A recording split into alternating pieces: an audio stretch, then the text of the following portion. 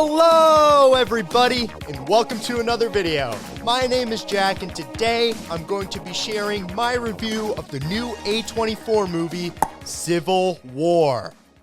Wait, not that Civil War, I mean this Civil War. Yeah, that's more like it. If you're new to the channel, be sure to like, subscribe, and hit that bell for notifications, and join me in the comment section below to discuss your thoughts on this movie if you've seen it and your expectations if you have not. Now, this is a movie I kind of had moderately mixed expectations going into, considering that I am not a fan of A24. Like, I've only seen two A24 movies, and those were Everything Everywhere All at Once and Dream Scenario, neither of which I was a fan of, so I definitely sort of had mixed expectations going into this. But the movie in itself kind of intrigued me a little bit, considering it's this premise where America has the Civil War in the future. It comes out during an election year, so it's definitely covering some really heavy topics. And this was one of my most anticipated films of the year, so I was very interested in seeing it. And after seeing how well received it was at South by Southwest, I just had to check it out. So I went and saw it with my dad and brother this weekend, and here's what I thought of it, starting with what I liked about it. Civil War is a movie that you can describe in a single word: heavy. Oh, this is heavy. It's a film that will make you feel stressed and flustered. There's this pit in your stomach the whole time you're watching it, and the stakes just feel real. And it's on that note that this film has a very realistic tone and atmosphere that's just immersive on a whole other level. It feels like real life. It's not like you're watching a film that's fantasy and fiction. It feels more like you're reading about something crazy happening in the news. It does such a great job suspending disbelief from both an acting, storytelling, and directing standpoint. And while there are plenty of great films that sort of do this immersive fantasy world building that can take you to another world entirely, like Dune Part 2, it's also kind of equally impressive to do something where you can suspend disbelief from an audience and just sort of show them a movie just like the world outside their window, because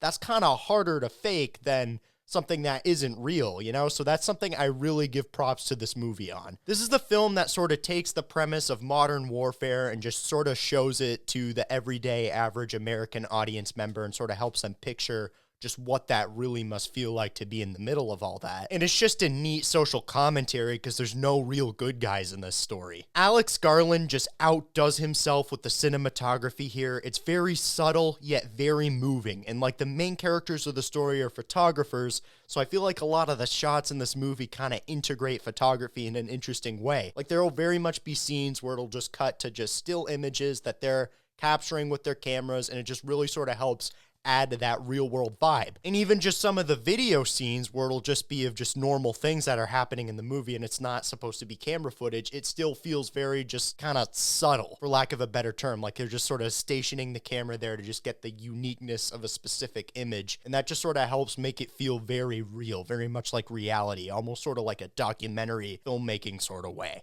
It's got a neat soundtrack with a wide variety of songs from various genres that really complements the aesthetic of this film, and some of the lines of dialogue are just chillingly good. There's some really great performances in here. Kirsten Dunst was great, and there was this one like xenophobic ginger guy who kind of looked like Elton John who gave a really good performance in here. He was only in one scene. His name's escaping me right now, but he did a really great job, and that was just one of the best parts in the movie. His name was Jesse Plemons, and let me tell you, that was one heck of a water cooler scene. Now, as many things as there are for me to praise about this movie, I definitely have some issues with it, so now I'm going to talk about some of the mixed qualities. Now, this is a film that just leaves politics at the door completely, which can be a good thing because it doesn't try to push agendas or alienate half its audience in any sort of way.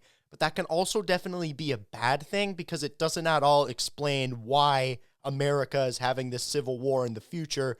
It's just sort of like everybody shooting each other for no reason. And this is a movie that comes out during an election year too, so it's almost really like it comes really far, but doesn't make that extra jump, you know? Like, it crosses one line, but it doesn't cross another line. And so it just kind of like goes somewhere and then sort of like turns around, you know? I, for one, went to go see this movie for the concept of America having a civil war, but there's no like sort of lore or world building as to why this civil war is happening. This is a movie that had something very intriguing and just didn't do anything to explain it. It's like you can't just boldly state that America's gonna have a civil war in the future and not really explain why, you know? That's like saying dinosaurs built the pyramids and not having any evidence to back that up. And that brings me to my next point, where the whole reason you go see a movie is because of the concept and you think the concept looks interesting. Sure, you should leave the theater touched by the stories of the characters, but you should still feel some kind of satisfaction at the concept and all the questions you had from the trailers being answered. And this was a movie that just didn't do any of that. For a movie that acts so brave and so risky, it really just sneaks its way around the biggest and riskiest part of this movie. So that's something I can't really give it a thumbs up for. It also doesn't explain what the president did to get everybody to hate him so much. All we really know is that he was just holding power for too long and people just don't like him, so now there's a war happening. What a story, Mark.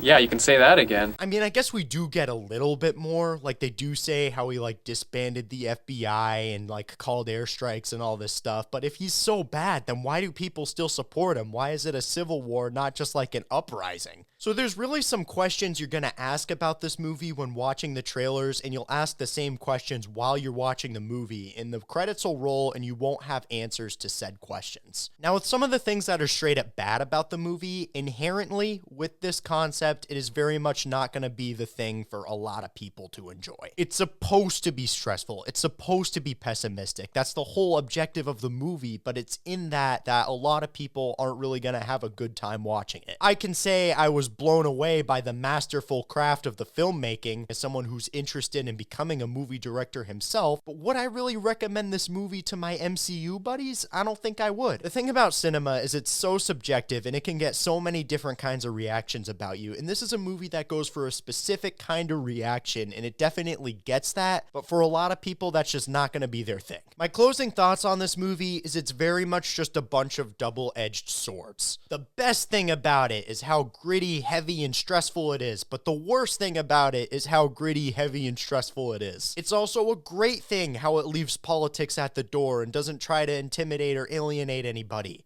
But it's also a bad thing how they don't explain why this civil war is happening. Looking at the various reactions to this film online, I can tell it's a very divisive movie and everybody's having different experiences with it. Like, I mean, come on, who would have thought that a movie called Civil War would be divisive, am I right?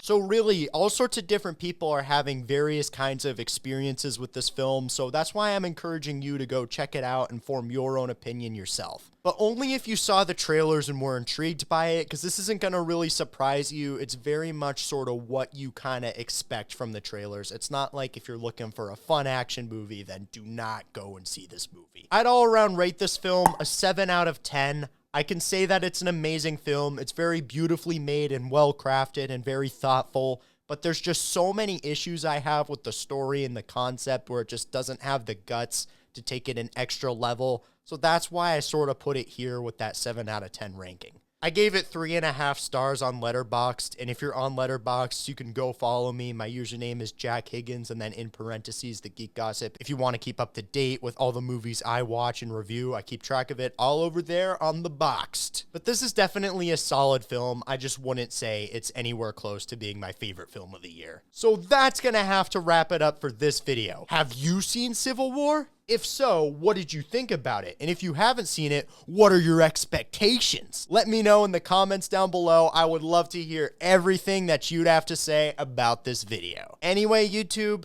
thanks so much for watching. That's gonna have to wrap it up for my review of Civil War. Until next time, I will see you on the flip side.